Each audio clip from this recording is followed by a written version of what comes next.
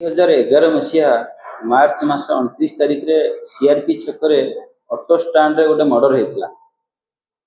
से बेले 5 जन आक्यूज आउ जड़े ऑटो ड्राइवर को मर्डर करते 4 जन से धरा होते से समय आउ जड़े आब्सकंडर थिला जहाँ कि आम काली पुरी तालबनिया एरिया आम अरेस्ट कर घटना है सेतेबले सीआरपी छकरे गोटे जो ऑटो स्टैंड थिला सेठी किछि ऑटो ड्राइवर से माने गोटे संघ करथिले एवं सेमानकर एया थिला जे जो माने तांका संघरे शामिल हेबे से माने किछि पैसा देबे यदि अन्य कोनोसी ऑटो सेठू पैसेंजर उठाउथला त से माने सेटा को विरोध करथिले ऑब्जेक्शन करथिले एवं ताकू मध्य धमकाउथिले थ्रेटन करथिले मारिया पय सेठी कालिया आलियास पूर्णेन्दु सामल बोली जने ऑटो ड्राइवर सी से लीडर थिला सी गोटे लोकल गुंडा सेठिकार जा ना बापी आलियास श्रीधर कुमार नाथ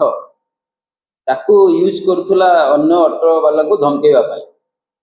तो बापी किसी पैसा नहीं करी कालिया ठू तो जो माने सेठी स्टैंड रे बिना सेमानकर जो न मिसिकरी बाहर जदि लोक उठाउथिले सीआरपी छकरू तो से ये बापी धमकाउथला एवं जहाँफल कि सेठी अन्य लोक मैंने साहस कर अन्य ड्राइवर जे उठापी अन्य पब्लिक को उठापी। बासंती सरकार नामक जड़े लेडी सी तार दुईटी पुओ थिले जनक ना कमल सरकार और जन ना गोपाल सरकार। ये लेडी लोन करी गोटे ऑटो किनी दी भाई जो मैंने दी भाई गोटे ऑटो को से सेठी सीआरपी छक पाखु उठाऊले लोक मान जोटा कि बापी विरोध करथला कालिया विरोध करथला। तो थरे जो मार्च 29 तारीख दिन सी कमल सरकार आउ जो ता भाई गोपाल सरकार माने गोपाल तार ऑटोटा को लेकर जाइथिला रसुलगढ़ को तार सर्विसिंग पई से रिटर्न करुला से समय बाणी विहार छकरू 2 जन लोक ताको लिफ्ट मागिथिले तो ऑटोरे ये ताको बसईकरी आनिकरी सीआरपी छकरे ओल्लै थे से 2 जन सीआरपी छकरे ओल्लेला परे सेठी जो कमल जो कालिया और बापी ये ताको धमकेले गाड़ी गुलज कले बापी ताको गोटे छुरा बाहर करी तार जोता पाखरु माने सॉक्स पाखरु गोटे छुरा बाहर करी ताको देखैतिला एवं एते तते मर्डर कर दे बोली धमक देथिला। आउ दिने एठी की आसीबुनी कि ऑटो स्टैंड रे तो एठी ऑटो माने काहाको पब्लिक को उठेबो नाही। इन द मीन टाइम से दिन संध्या बेले सी गोपाल सी जाइथिला सेठी सीआरपी छक को गोटे अन्य काम रे जाइथिला ताकू देखिकरी पुणी कमल जो कालिया ताकू धमकेला तू एठी तते मना करथिली काहे स्टैंड को आसिलु बा एठी काहे आसिलु तो एवं ताकू धक्का मारथिला ताकू असल्ट करथिला।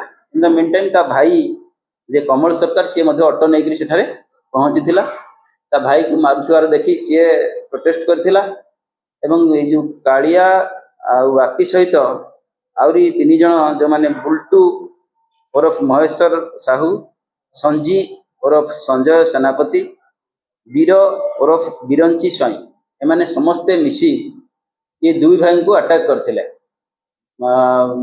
बाड़ी रे पिटी थिले एवं से समय ये जो बापी सी तार से छुरा बाहर करी बापी और बिरंची 2 जन घोषारी नहीं कमल को एवं छुरा बाहर करी तार छाती रे से स्टाबिंग करथिला जो कि से घटनास्थल ही तार डेथ हो जाइथिला कमल सरकार।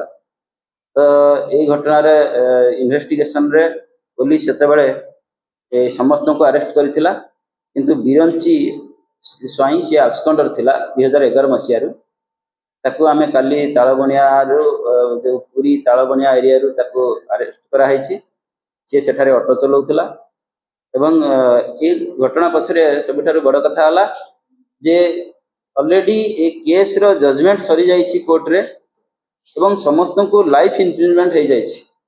अन्य 4 जन जो अक्यूज थिले समस्त को आजीवन सजा हैछि केवल या पई केस पेंडिंग थिला एवं आमे ताको अरेस्ट करछि एवं आज ताको कोर्ट फॉरवर्ड करा जाय।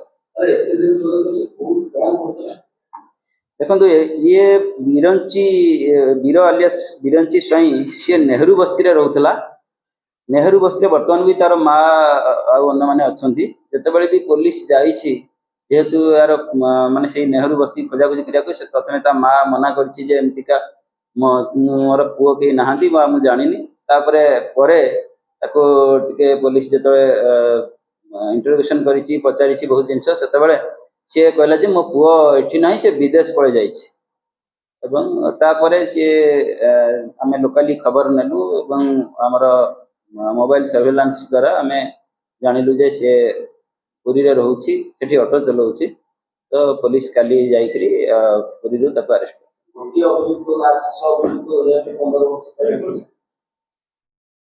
ଯେହେତୁ ସେ ଫେରାର ଥିଲା, ତାର ପରମାନେଣ୍ଟ ଆଡ୍ରେସ କିଛି ଜଣା ନଥିଲା ଏବଂ ଯୋଉ ଆଡ୍ରେସରେ ସେମାନେ ରହୁଥିଲେ ସେଠି ସେ ଆସୁନଥିଲା।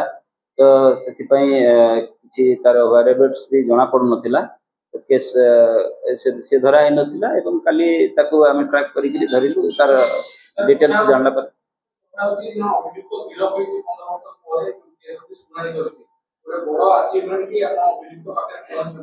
କଥା ହଉଛି ଅଭିଯୁକ୍ତ ଜଣକ ନିଜକୁ ଲୁଚେଇ ରଖିବା ପାଇଁ କେମିତି କଣ ସେ ପନ୍ଥା ଆପଣାଇଥିଲା 15 ବର୍ଷ ଭିତରେ, ସେଠି କେମିତି ସେ ନିଜକୁ ଲୁଚେଇ ରଖିଥିଲା ଧରା ନ ପଡିବା ପାଇଁ କଣ କଣ ବାଟ। ଯେହେତୁ ସେ ଗୋଟେ ଅଟୋ ଚାଳକ ଥିଲା ଏବଂ ଅଟୋ ଚଲାଉଥିଲା ଏଠି, ସେ ମଧ୍ୟ ପୁରୀ ପଳେଇ ଯାଇକି ସେଠି ସିଏ ଅଟୋ ଚଲାଉଥିଲା ଏବଂ ସେଠି ସିଏ ତାଳବଣିଆ ଏରିଆରେ ଘର ଭଡ଼ା ନେଇ ସେଠି ସିଏ ରହୁଥିଲା। ସିଏ ଆଦୌ ଏଇ ଭୁବନେଶ୍ୱର ଆସୁନଥିଲା। ଯଦି ବି ମାନେ ପୋଲିସ ଯେତେବେଳେ ବି ତାର ଏଠି ଯୋଉ ନେହେରୁ ବସ୍ତିରେ ରେଡ୍ କରୁଥିଲା ତା ଘରେ, ସେତେବେଳେ କିଛି ଖବର ବି ପାଉନଥିଲା। ତାଙ୍କ ଘର ଲୋକ ବି କିଛି ଖବର ଦଉନଥିଲେ। ଘର ଲୋକ ମନା କରୁଥିଲେ, ଏମିତି ଲୋକ ଆମେ ଜାଣିନୁ ଚିହ୍ନିନୁ, ପ୍ରଥମେ ଆଭଏଡ କରୁଥିଲେ, ମନା କରୁଥିଲେ। ତ ପରେ ଯେତେବେଳେ ପୋଲିସ ଲୋକାଲି ଖବର ନେଇକରି ଜାଣିଲା ଯେ ନାଇଁ ଇଏ ଆକ୍ଚୁଆଲି ତାର ଘର ଲୋକ, ତା ମା ଏମାନେ ସବୁ ଅଛନ୍ତି, ତାଙ୍କୁ ଯେତେବେଳେ ପୋଲିସ ଆଉ ଥରେ ପଚରା ପଚରି କରିଛି, ତ ସେତେବେଳେ ତା ମା ରାଜି ହେଇଛି, ହଁ ସିଏ ମୋର ପୁଅ ଥିଲା, କିନ୍ତୁ ସିଏ ବହୁତ ଦିନ ହେଲା ସିଏ କୁଆଡେ ପଳେଇ ଯାଇଛି ବିଦେଶକୁ, ଆଉ ଆମ ସହିତ ତାର କିଛି କଣ୍ଟାକ୍ଟ ନାହିଁ, ସିଏ କୋଉଠି ରହୁଛି ଆମେ ଜାଣିନୁ। ଯାହାଫଳରେ କି ପୋଲିସ ଟିକେ ପୋଲିସ ପାଖରେ ଅପହଞ୍ଚ ଥିଲା ତାକୁ ଆରେଷ୍ଟ କରିବା। ଏବଂ ଆମେ ଟ୍ରାକ୍ ରଖିଥିଲୁ, ପୋଲିସ ମାନେ ଖବର ନଉଥିଲା ବିଭିନ୍ନ ପ୍ରକାର ମୋବାଇଲ ଟ୍ରାକ୍ ଆରମ୍ଭ କରି ଲୋକାଲ ସୋର୍ସ ଏସବୁ ଜିନିଷ ୟୁଟିଲାଇଜ କରୁଥିଲେ, ଯାହାଫଳରେ କି ଆମେ ସେଟା ସକ୍ସେସ୍ ହେଲୁ। ଏତେ ଦିନ ପରେ ତାକୁ ଫାଇନାଲି ଆମେ ଆରେଷ୍ଟ କଲୁ। ନାଇଁ, ଯେହେତୁ ସେ ନେମ୍ଡ ଆକ୍ୟୁଜ ଥିଲା, ତାର ନାଁରେ ମାନେ ଏଫଆଇଆର ହେଇଥିଲା, ତ ସେଥିରେ ଆଉ ସେ କନଫେସ୍ କଲା ଯେ ମୁଁ ସେଥିରେ ଇନଭଲ୍ଭ ଥିଲି।